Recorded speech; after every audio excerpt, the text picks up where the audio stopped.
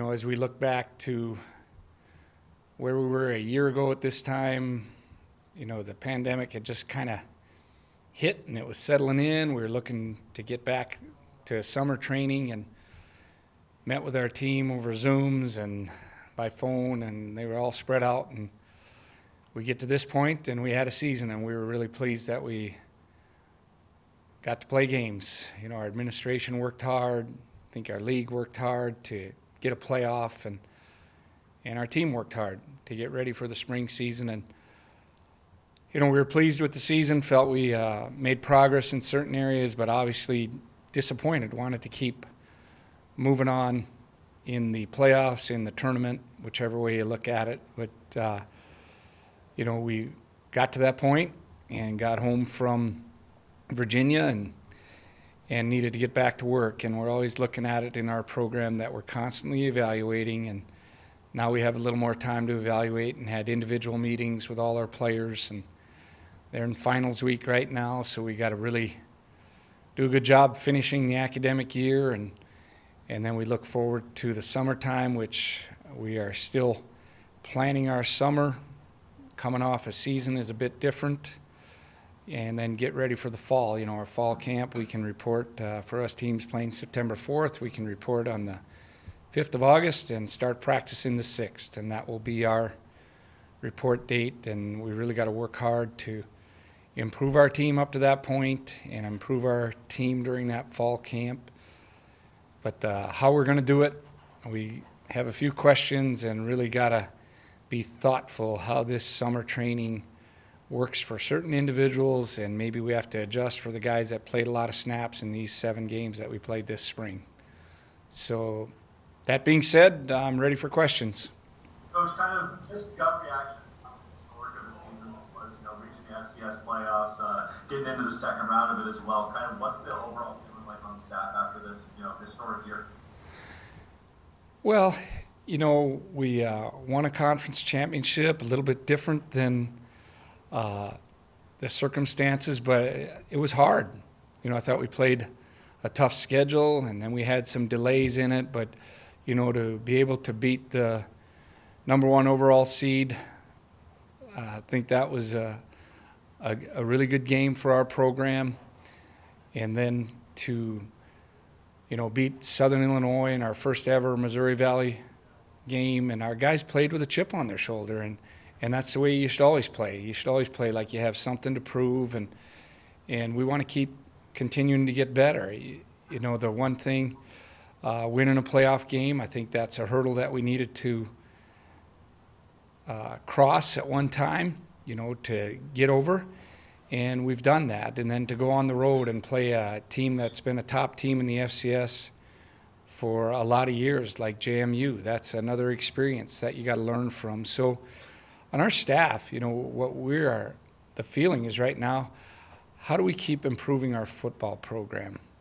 And we look at ourselves too. How do we improve as individuals?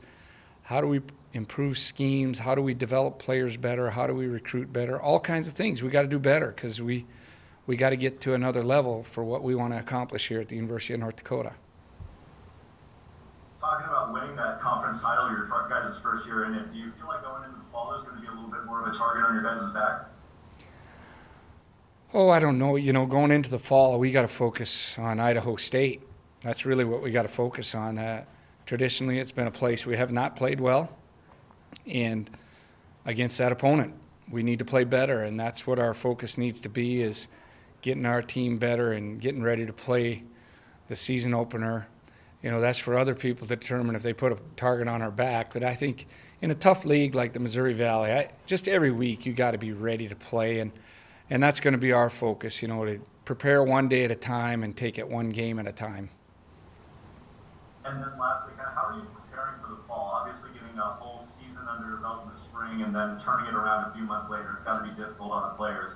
Kind of how are you guys approaching getting the guys ready for that one? Well, the one thing we did do is we also asked our players about mentally how they were feeling, physically how they're feeling, and we're going to take a little bit longer break than we normally do, but it's been a lot of football for 10 months, and we just felt like to extend that half a week and give our guys another weekend to be back home and to be with family. You know, these guys haven't spent any family time throughout the year. You know, even when families were up here, it was different after games and different, you know, the holiday breaks were different. And so we just want to trust our guys, give them some time off, and we want to come back really mentally fresh when we get the whole team back together. And then there's other guys, you know, younger guys in the program where physical development's going to happen at a faster pace.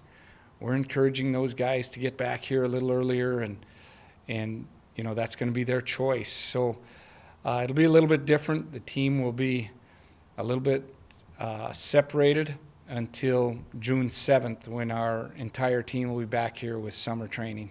Yeah, Coach, have you had a chance to chat with your seniors? It's kind of a unique situation with nobody was maybe a true senior.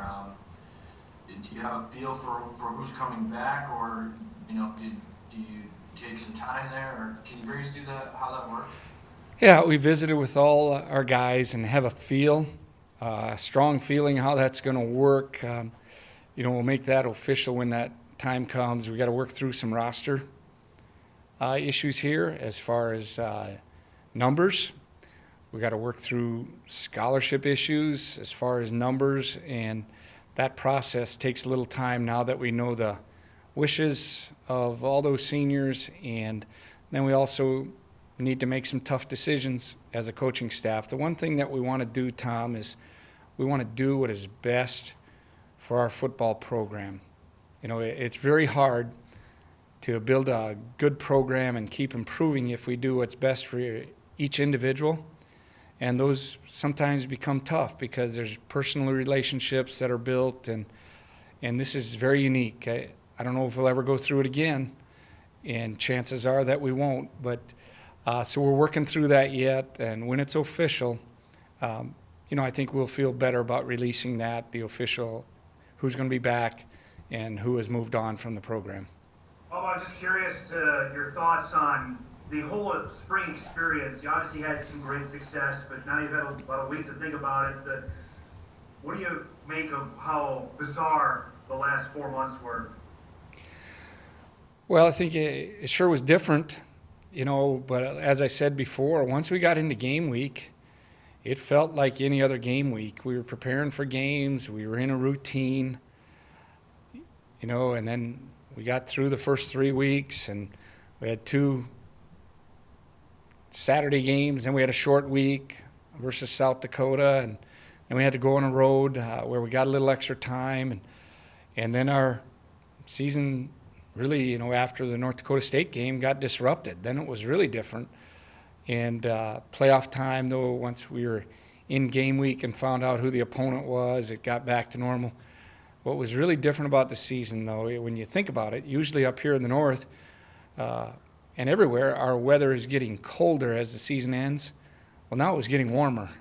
And then, you know, we were worried, concerned, more or less concerned about the heat when we got out to JMU. And then it was a little bit later in the day, and there just wasn't any humidity. So I think that was easier to handle for our guys. But usually it's the heat is early in the fall when we're playing at certain places that you got to adjust to.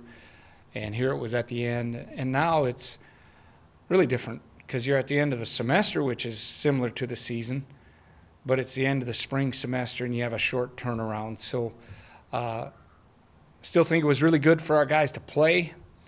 We could improve our football program, and that's the way we looked at it the entire time, that guys spend so much time training and practicing that they deserve to have a season. And we wanted to play a few more games.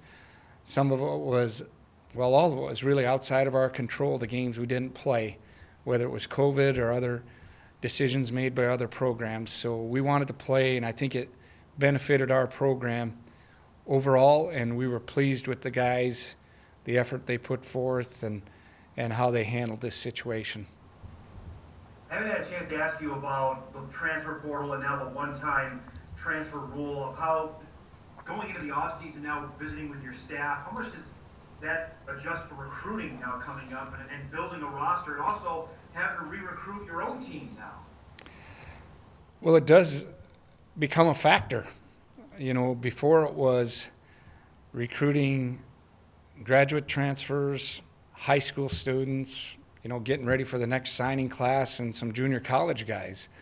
Well, now we have a fourth factor in there, and you kind of throw the transfer portal right in with the graduate transfers, and you try to make your team better, and you look at your priority needs coming out. It affected us during our season, which those you really can't predict, and we didn't predict that would happen to us at that time, but it did. So it's a new world we live in. I believe you got to be on it to help improve your team, but you really got to be thoughtful and bring in individuals that fit your culture and really fit your university, because I've been doing this a long time, and young men that are in a good place physically and emotionally, they feel good about the place, just can do better on the football field. If they aren't in a place that fits them, I think they can struggle on the football field, and it can be disruptive to the team. So we're being really thoughtful, but Dom, I think you got to be on it.